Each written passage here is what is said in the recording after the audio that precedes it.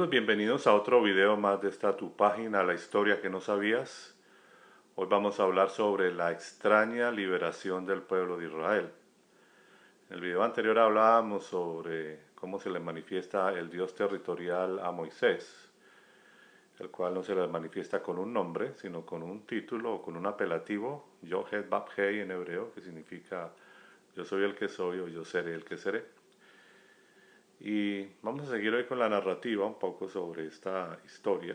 Es una historia que realmente cuando uno analiza algunos factores allí se da cuenta que hay muchas cosas oscuras, que hay muchas cosas que las personas o los predicadores pasan por delante, es decir, no lo enseñan.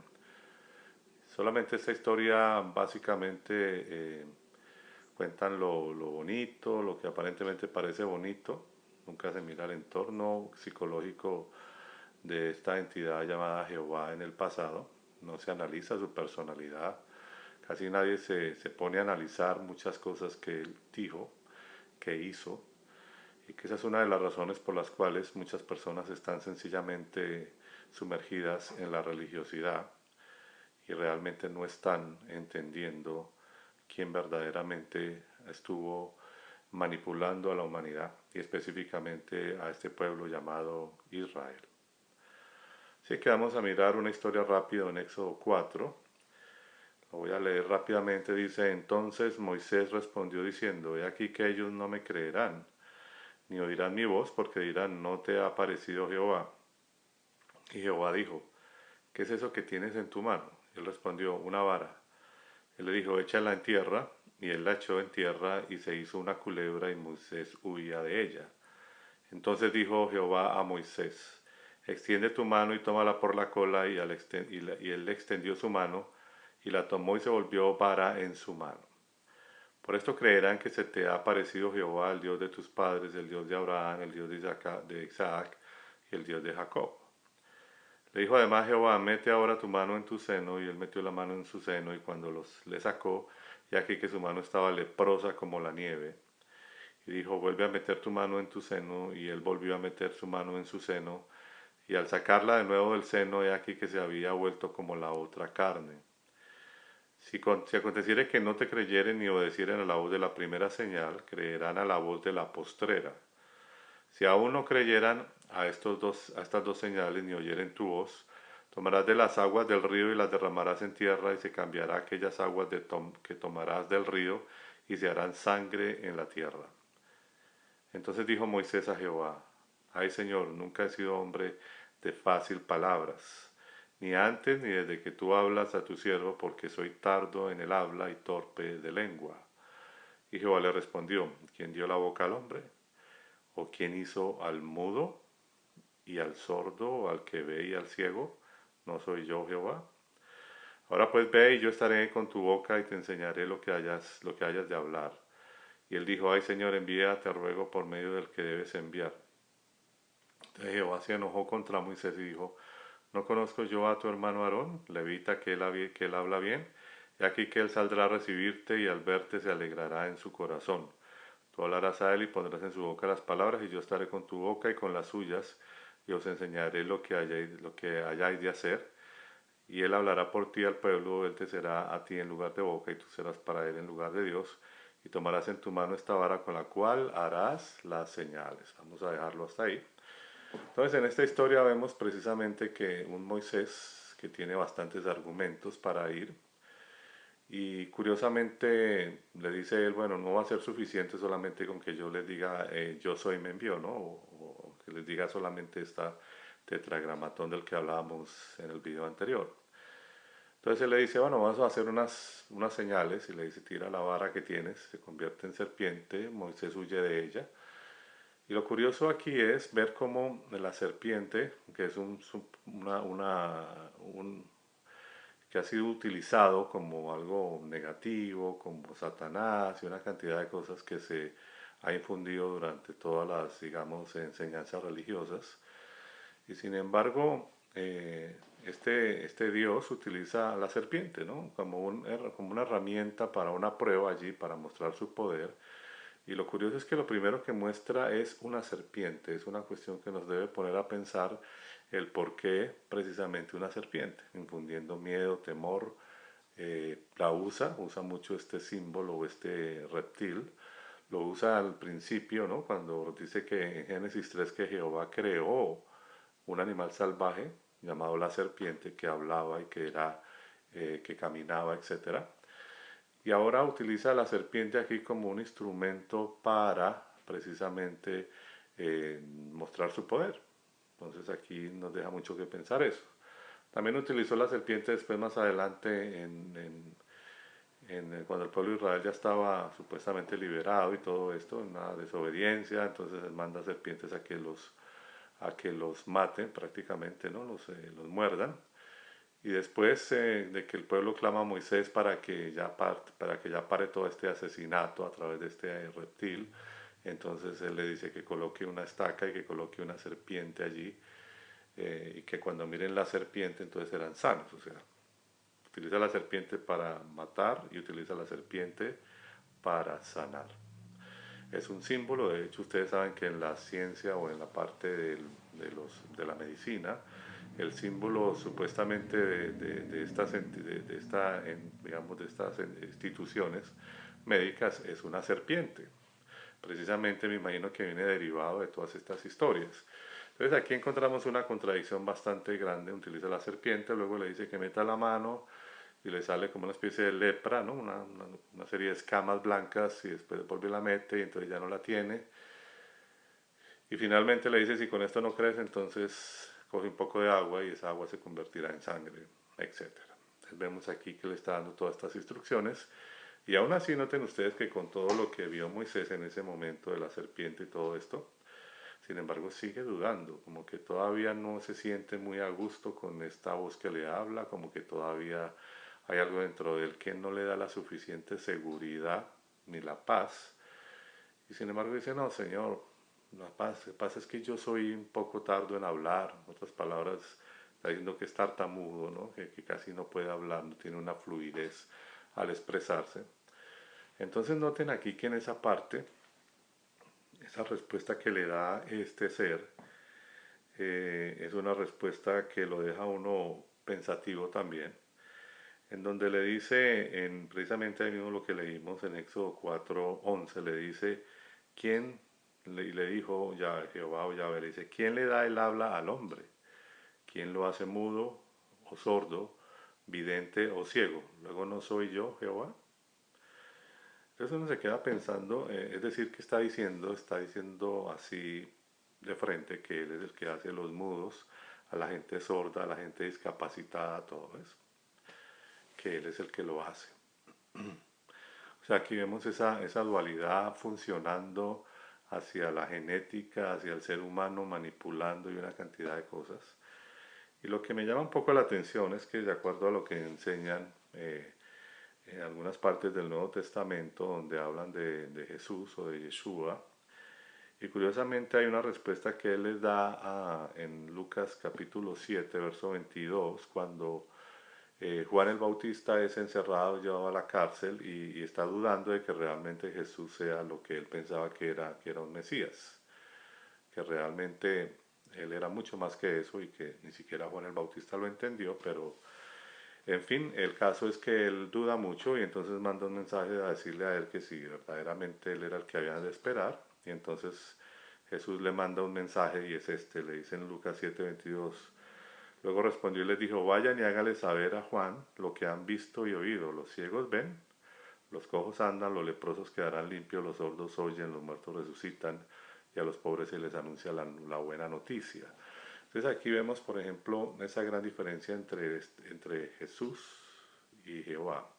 Es decir, el uno dice que él pone a la gente ciega, discapacitada y hace una cantidad de cosas terribles.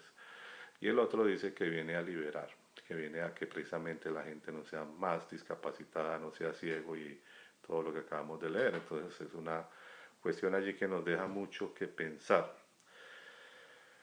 Otra cosa, que es un pasaje bastante oscuro, es cuando después de que ya Moisés recibe estas instrucciones y todo esto de los milagros y bueno, el supuesto poder, es que él se va entonces a preparar camino, a coger a su esposa y todo esto para empezar a irse hacia Egipto precisamente para seguir las órdenes de Jehová.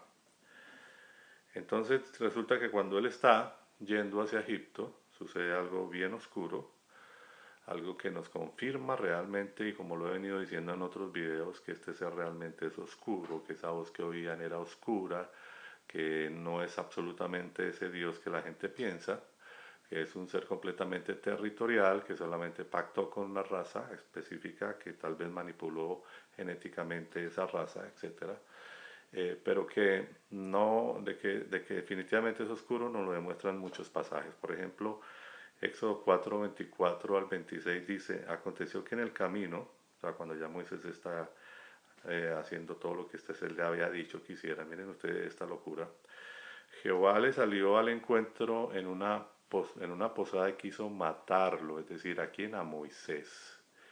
Entonces Séfora tomó un pedernal afilado, cortó el prepucio de su hijo y lo echó a los pies de Moisés diciendo, a la verdad tú eres mi esposo de sangre. Luego Jehová lo dejó ir. Ella había dicho esposo de sangre a causa de la circuncisión. Entonces imagínense ustedes que la locura de este ser, la mentalidad de este ser, es algo que yo he querido que ustedes entiendan. Que la mentalidad, para poder entender, para poder, digamos, salir de todo este control religioso, de toda esta manipulación que han hecho hacia el ser humano, hay que hay que entender la parte psicológica de este ser. Entonces le está diciendo, imagínense, primero le da instrucciones, le muestra todo lo que ya dije anteriormente, para que muestre su poder y todo eso. Y después entonces sale al encuentro, le aparece en el camino para matar a Moisés. Imagínense usted esa locura.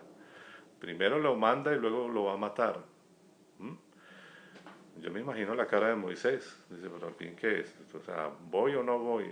Voy a ir, pero entonces me vas a matar. O sea, una locura completa. Sin embargo, acá interviene la esposa de Moisés, capta la idea y se da cuenta del por qué Jehová directamente lo quiere matar. Así que este es un Dios que mata con facilidad, es un Dios que prácticamente tiene una mentalidad de asesinato, de muerte, de una cantidad de cosas, de venganza, de odio. Le gusta que fluya la sangre, es una cosa terrible. Este supuesto Dios, que realmente es una entidad de Dios, no tiene absolutamente nada, y que es una palabra que, pues, siempre lo he dicho, es una confusión en esta palabra Dios, que realmente es una pluralidad y no una singularidad de la palabra Elohim. Entonces la esposa afila algo allí y circuncida rápidamente a su hijo, y entonces esta entidad o sea, huye para no matar a Moisés. Imagínense eso. ¿Cómo puede uno confiar en alguien así? Ahora, ¿por qué lo iba a matar? Entonces la explicación está precisamente está en el pacto que habían hecho en Génesis 17, versos 10 al 14, para entender el por qué lo iba a matar. Dice, este es mi pacto que guardaréis entre mí y vosotros, no solamente con ellos. O sea, aquí la humanidad entera no tiene nada que ver. Aquí nos comprueba cada vez más que todos estos pactos sencillamente es de un Dios completamente territorial, o una entidad territorial, pero no universal. Entonces dice así, este es mi pacto que guardaréis entre mí y vosotros y tu descendencia después de ti. Todo varón que entre vosotros será circuncidado. Circuncidaréis la carne de vuestro prepucio y será por señal del pacto entre mí y vosotros. A los 8 días de edad será circuncidado todo varón entre vosotros de generación en generación, tanto el nacido en casa como el comprado por dinero, o sea, esclavo, ¿no? A cualquier extranjero que no sea de tu linaje, debe ser circuncidado, el nacido en tu casa y el comprado por dinero, de modo que mi pacto esté en vuestra carne, por pacto no se le haya cortado la carne del prepucio, y aquel que no se le haya cortado la carne del prepucio será eliminado de su pueblo por haber violado mi pacto. Es decir, que aquel que no era circuncidado debía morir. Este es un ser que influye temor todo el tiempo, es un dictador completo, es un ser que es terrible. O sea, imagínense que si una persona no era circuncidada había que matarlo. Todo el tiempo era muerte por cualquier cosa, muerte, castigo de muerte. La muerte y el imperio de la muerte realmente todo el tiempo lo han manejado o lo manejan en todas estas historias de este ser. Y entonces, bueno, ahí entendemos el por qué quería matar a Moisés, posiblemente a Moisés porque según algunos dicen que Moisés no estaba de acuerdo con circuncidar a su hijo, entendiendo que Moisés obviamente no había sido levantado en esa cultura hebrea y que obviamente su cultura era más egipcia que otra cosa, y seguramente a él le pareció en algún momento una locura esto de circuncidar y de quitar el prepucio a su hijo, y esa fue la razón por la cual Jehová mismo quiso matarlo. O sea, manda supuestamente a alguien que va a ayudar a su pueblo y aparte de eso entonces intenta matarlo en el camino. Es completamente eso no lo hace sino una mente psicópata realmente, una mente bipolar. Y entonces entendemos que entonces ya por fin Moisés empieza a avanzar hacia Egipto, entonces ya hace precisamente, llega donde Faraón para decir todo que tiene que dejar ir a su pueblo y la historia que ya conocemos. Y Faraón le contesta algo que quiero terminar ahí prácticamente. En Éxodo 5:2 le dice, pero el Faraón dijo, ¿y quién es Jehová para que yo le haga caso y deje ir a Israel? No conozco a Jehová ni dejaré ir a Israel. O sea, no lo conoce, no lo conoce. Entonces uno dice, es increíble que según los estudios, desde el momento de supuestamente el inicio del Génesis hasta esta historia, hasta este momento, pasan más o menos o transcurren unos 2435 años. Durante toda esa historia se supone que pasó lo del diluvio, lo de los gigantes, una cantidad de cosas en la historia. Y si, imagínese usted si sucede un diluvio universal, donde supuestamente, o sea, algo que quedó en la historia, si a nosotros nos lo cuentan en esta época, imagínense en esa época tenía que haber alguna historia que la gente supiera de que existió un diluvio y que había sido por este Dios llamado Jehová quien había destruido a esas generaciones por X o Y motivo. Y no, aquí el faraón dice, yo no lo conozco, no sé de qué Jehová me está usted hablando, no sé de quién está hablando. Es decir, la historia no le conocía. En esos 400 años de esclavitud, que esa es la otra, sabemos que fue una promesa cumplida de que se le dio a Abraham, o de donde este ser oscuro baja y le dice que su pueblo, de que este pueblo sería esclavizado por 400 años y sin ninguna razón, sencillamente fueron esclavizados, aunque hago énfasis en que tampoco esto es algo comprobado, porque incluso en la historia egipcia ellos dicen que no tienen ningún registro que diga que ellos estuvieron esclavizados a un pueblo hebreo. Así que esto no sabemos si fue verdad.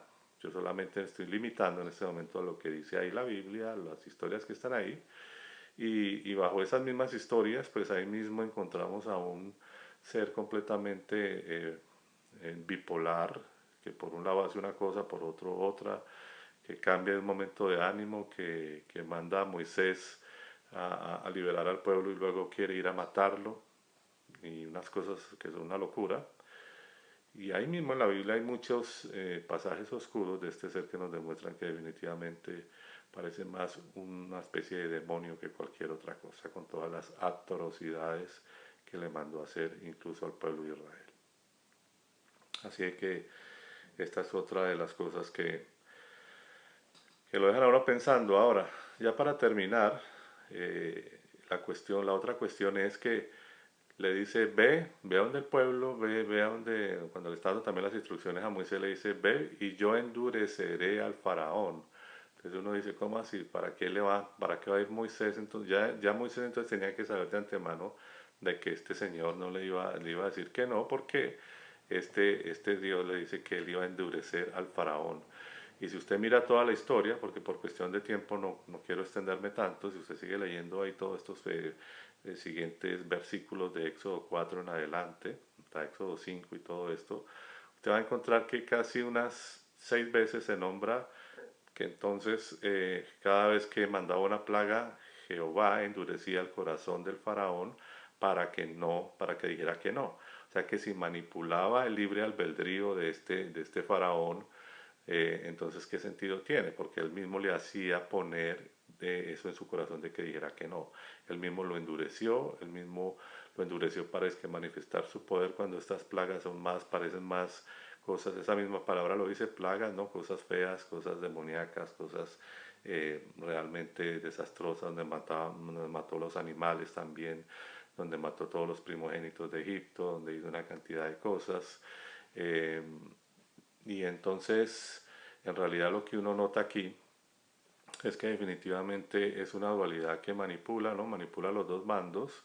Por un lado, un pueblo 400 años completamente esclavizado, abandonado de su supuesto Dios, y lo más irónico es que dice descaradamente, le dice a Moisés, es que el clamor del pueblo llegó a mí y me acordé de mi pueblo, o sea, después de 400 años que los dejó abandonados en esta opresión y en esta cuestión tan horrible que es la esclavitud. Entonces viene y los libera, y la forma de liberarlos es endureciendo al faraón, no dejando que él tomara una decisión libre, sino que lo endurece para manifestar su supuesto poder. Entonces, con ambos lados, en cierta forma, hay una manipulación. A ambos lados les hace pagar consecuencias, al uno esclavo sin ninguna razón por 400 años y al otro lo endurece para acabar con todos ellos y matar a sus hijos, sus primogénitos, sus animales y una cantidad de cosas, cuando realmente las dos partes se supone que son seres humanos que deberían estar juntos, pero como no están juntos precisamente porque la Torre de Babel también fue una manipulación genética de parte de estos seres para dividirnos y porque nos quieren mantener en divisiones y en guerras. Así que esa es la historia de esta liberación, una historia completamente oscura, extraña, de un dios o de una entidad bipolar oscura que incluso quiso matar a Moisés y que después viene y endurece al faraón para después tener una disculpa para matar también a todos estos egipcios. Entonces aquí no hay un supuesto Dios de amor que quiera a la humanidad, que quiera la paz, que quiera la unión, no, al contrario, esta entidad, si usted analiza toda la historia, quiere solo la división entre pueblos, las divisiones raciales y las guerras. Eso es lo que pasa allí en esta historia y eso es lo que sigue pasando hasta el día de hoy y por eso siempre haré énfasis en que debemos despertar de esta entidad oscura que ha manipulado a la humanidad. Les doy muchas gracias por ver este video como siempre. Yo soy Leonardo Coronado para esta tu página La Historia que no sabías y nos vemos en un próximo video.